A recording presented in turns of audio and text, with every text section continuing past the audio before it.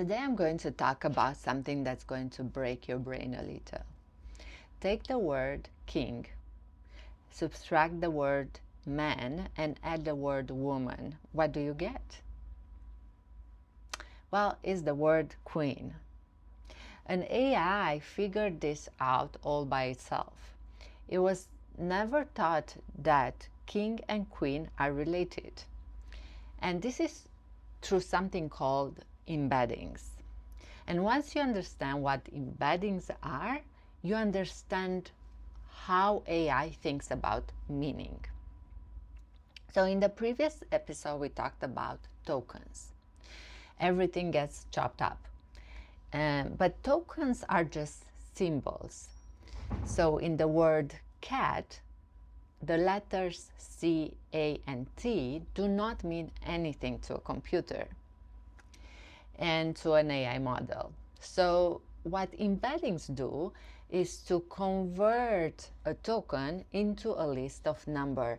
And it's not only a list of random numbers, it's a list of numbers that capture meaning. So a token is a list of thousands of numbers.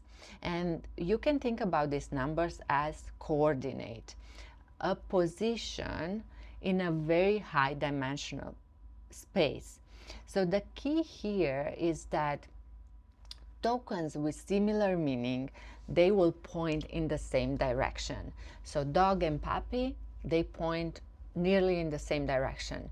Dog and refrigerator, they point in very different directions. And here's where meaning becomes geography. Ideas that are similar, they live in the same neighborhood. How cool. So how the model measures similarity? Well, it's through something that we call cosine similarity. And it's really the angle between two embedding vectors. So if two words point in the same direction, the angle is small and they will have the same meaning. If they point in different directions, the angle is big, so not similar meaning. So it doesn't care how far the points are, it just cares about the directions. Think about it like two arrows in a compass. So happy and joyful point almost in the same way. And cosine similarity captures that. Now, more powerful than cosine similarity is the following.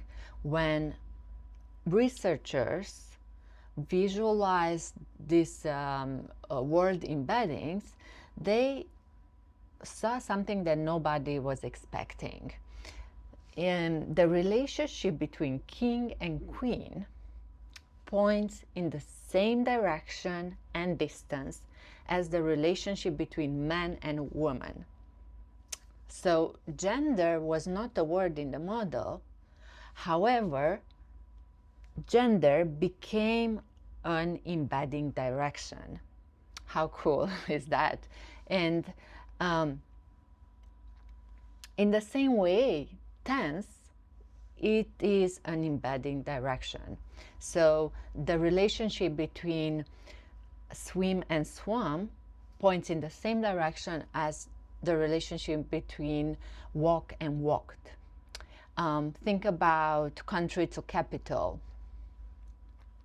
France to Paris has the same direction as Japan to Tokyo. And nobody programmed these models, these relationships.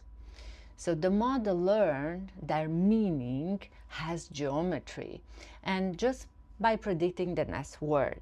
So here's where everything connects.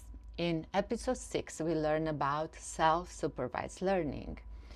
And we predict the next word and capture meaning.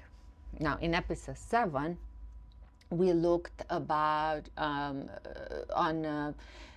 how we capture meaning instead of pixels. And we say that through latent space.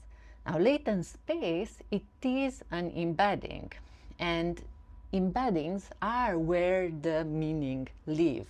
So in EcoJEPA, when we were predicting cardiac representations instead of pixels, we were actually predicting embeddings.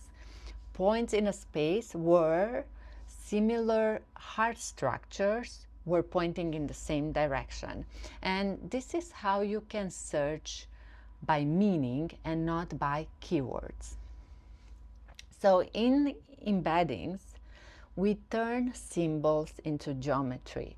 We turn words into direction, and we turn meaning into math. So once we can turn meaning into math, then we can do a lot of things like addition, subtractions, search, comparison. If you measure the angle between two ideas, you will know how similar they are. And this is the foundation of modern AI. I'm Theodora. See you next time.